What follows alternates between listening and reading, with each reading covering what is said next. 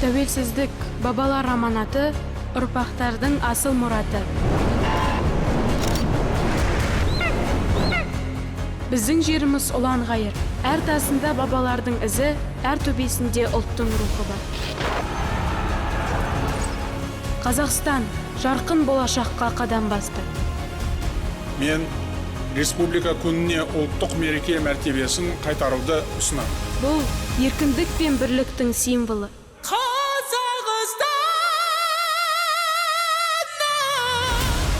Бейбітшілік пен татулықтың мекені.